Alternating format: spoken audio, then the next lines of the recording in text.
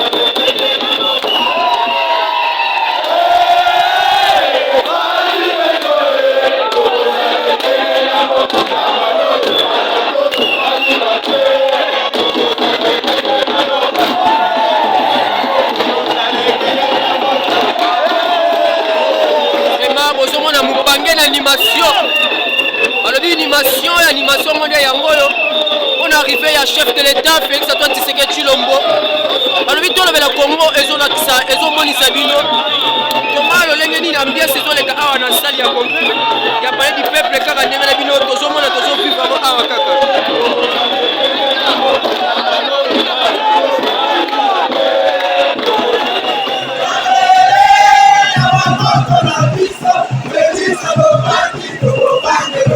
Hey!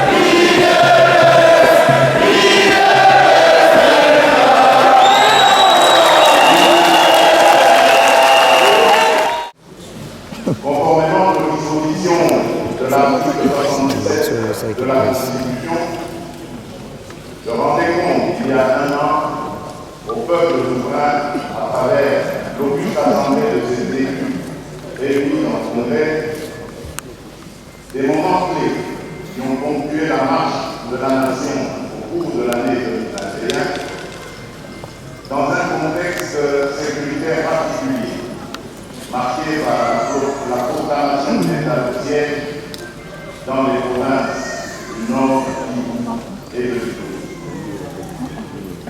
Une année après, alors que nous présagions un avenir meilleur, c'est-à-dire la résolution de la crise sécuritaire qui sévissait dans cette partie de notre territoire national, c'est avec tristesse que nous constatons son aggravation au grand drame de nos populations.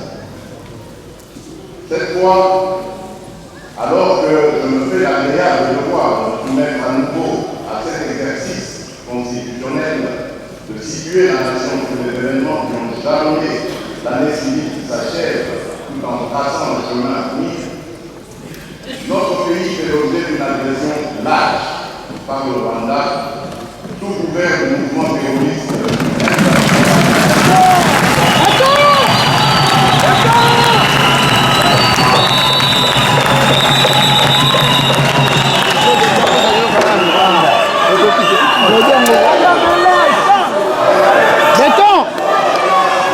Laissez-nous écouter d'abord avec vos sentiments là.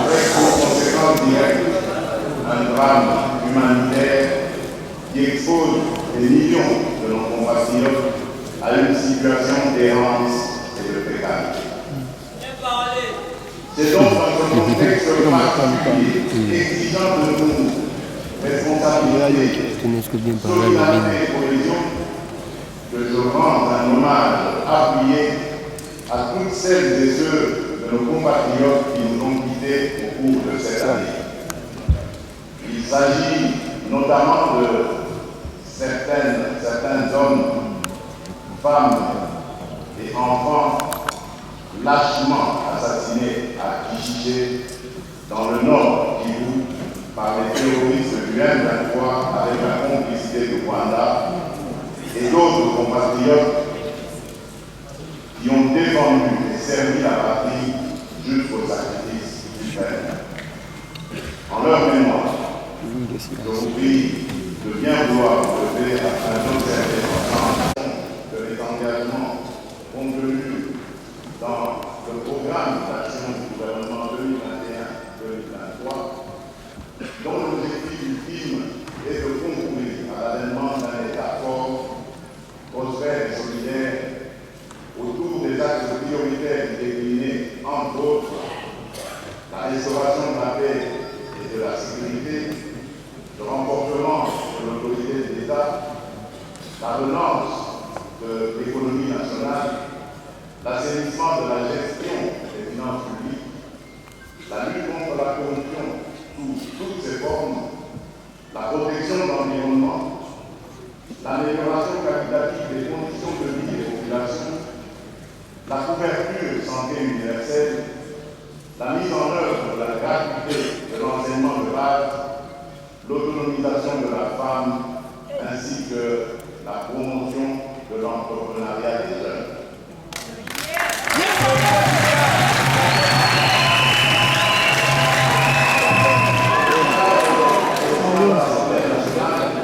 Honorable président du Sénat, honorables députés nationaux et sénateurs, distingués invités, mes très chers compatriotes, il n'est un secret pour personne que l'Est de notre pays est, depuis des décennies, le théâtre de plusieurs conflits armés attisés par des forces négatives, entraînant des violences insoutenables sous toutes les formes, ainsi que le pillage systématique de nos ressources naturelles, dans l'indifférence quasi totale de la communauté internationale.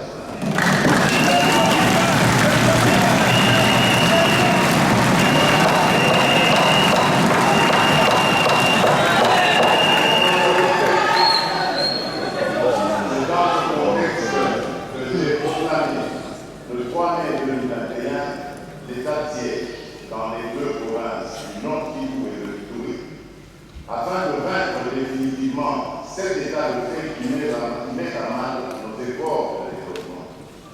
Cependant, alors que les résultats sont engendrés par l'état de siège que faisaient les plus encourageants,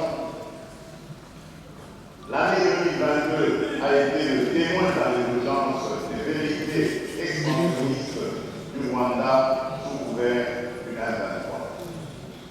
Face à cette agression, deux options étaient retenues, à savoir la résolution du conflit par la voie du dialogue ou, en cas d'échec, la riposte à la menace par l'action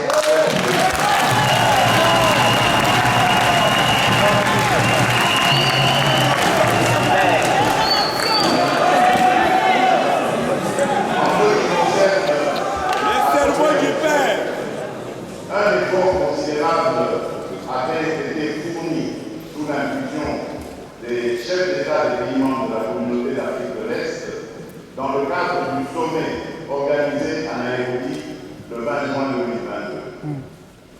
À l'issue du dit sommet, il a été signé d'abord au groupe d'armées locaux la cessation immédiate des hostilités des engagements. Ensuite, au groupe d'armées étrangers, leur départ du territoire national. Et enfin, spécifiquement au M23, le retrait de ces groupes des territoires qui l'occupent. Par ailleurs, une force régionale composée de troupes des États membres de la communauté d'Afrique de l'Est se déploierait dans la zone de conflit et procéderait au désarmement des groupes armés locaux et étrangers réfractaires. Je me dois de confirmer que les premiers contingents de cette force régionale ont foulé le sol congolais. Dans le même ordre d'idée, sous les bons offices du président angolais, son Excellence M. Joao Lourenço, médiateur désigné de l'Union africaine, avec l'appui de la conférence internationale de la région des Grands Lacs, ainsi que les Nations Unies, une tripartite s'est tenue à Luanda le 6 juillet 2022. La feuille de route qui en est sortie préconisait primo la cessation des hostilités et le retrait du M23 des positions qui occupent. Secondo, la création d'un mécanisme ad hoc de vérification et d'observation entre la République démocratique du Congo et le Rwanda. Dans la même veine, un balai diplomatique s'est poursuivi à Kinshasa avec la visite des chefs d'État et des personnalités telles que leurs excellences, messieurs les présidents de la République d'Angola, de la République du Kenya ou encore celui de la République de Guinée-Bissau, voire d'un ancien chef d'État en la personne de son Excellence, M. Uhuru Kenyatta, facilitateur désigné de la communauté d'Afrique de l'Est dans le cadre du processus de Nairobi. Et les envoyés spéciaux, toujours dans cette optique de mettre un terme définitif à ce conflit. Depuis l'an aiguille, d'autres voix se sont ajoutées à la nôtre, condamnant, dans les termes les plus forts, la poursuite de l'avancée sur le terrain du dit mouvement terroriste, tout en exigeant non seulement la cessation immédiate des hostilités, mais aussi le retrait sans concession des territoires occupés par la coalition constituée par les forces de défense du Rwanda, RDF, et le mouvement du 23 mars, le M23. À cet égard, j'ai pris acte de la position claire prise par les États-Unis d'Amérique ainsi que par les envoyés spéciaux du Royaume de Belgique, de la France et du Royaume-Uni près des Grands Lacs, par laquelle ils réaffirment leur attachement à la souveraineté et à l'intégrité territoriale des pays de la région des Grands Lacs. Aussi, je félicite notre Parlement qui, à travers la recommandation de l'Assemblée nationale du 8 novembre 2022, a déclaré le M23 groupe terroriste et interdit au gouvernement de procéder à l'intégration au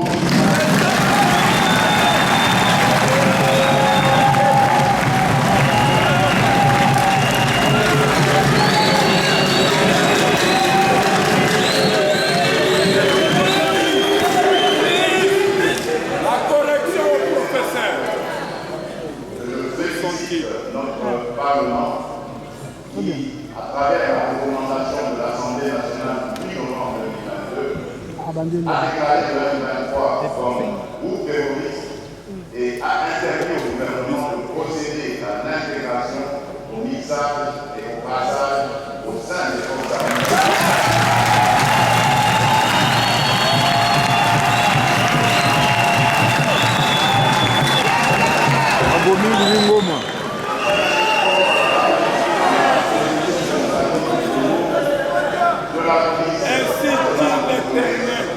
Et de tout autre service de sécurité, les éléments issus des groupes armés qui se sont livrés à des violations massives des droits de l'homme au préjudice des populations congolaises. Je rends hommage à nos forces armées qui, tout en restant attentives aux efforts diplomatiques que nous obligent notre ouverture au monde et nos engagements internationaux, défendent la patrie et sont déterminés à poursuivre l'ennemi jusque dans son dernier.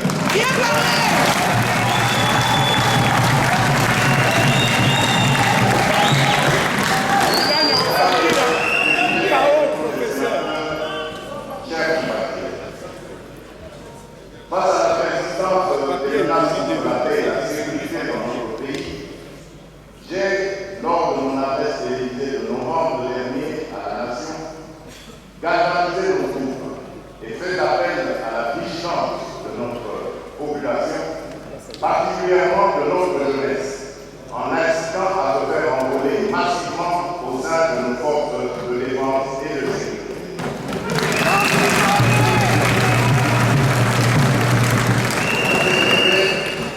Je ne saurais passer sous silence la réponse de la jeunesse à l'appel patriotique à défendre la patrie, dont j'ai pu mesurer avec fierté l'ampleur lors de ma visite d'inspection à la base militaire de Kitona en 1910.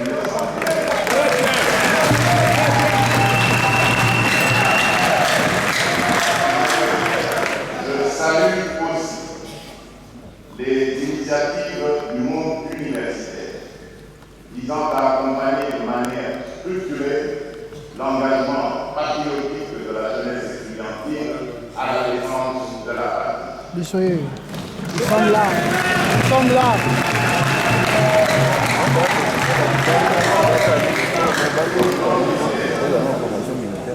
Je dois vous confirmer qu'avec professionnalisme et bravoure, nos vaillants de groupe des FARDC continuent de mener activement les combats sur le terrain. Je vous rassure que le gouvernement de la République ne ménage aucun effort pour apporter tout le soutien logistique et financier nécessaire aux différentes opérations de reconquête. Je suis fier d'être congolais.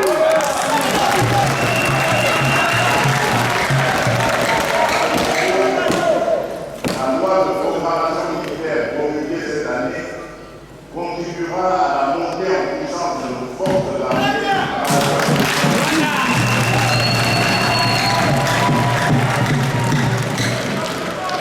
Je saisis cette opportunité pour remercier tous nos compatriotes pour le soutien qu'ils apportent à nos forces armées, notamment à travers les différentes marches organisées sur toute l'étendue du territoire.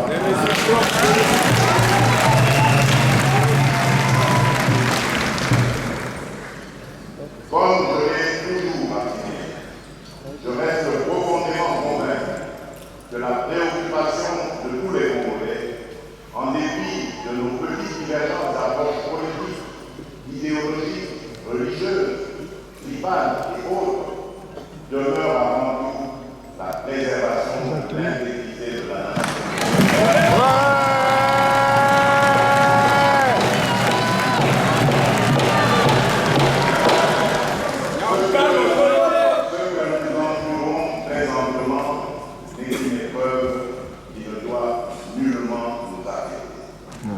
Soyez rassurés que nous allons surmonter la tête haute. Amen.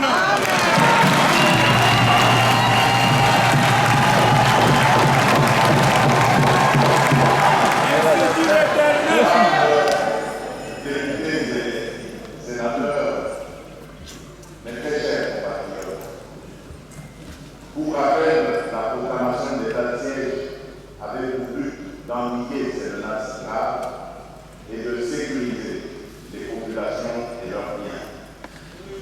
À ce jour, ces prorogations s'inscrivent dans une perspective de consolidation des actes des opérations militaires engagées et de la poursuite des actions d'envergure en vue de mettre fin au terrorisme et restaurer l'autorité de l'État dans les dites provinces. J'entends également réitérer ici que l'état de siège n'a pas vocation de s'éterniser. Certes, il impose à nos populations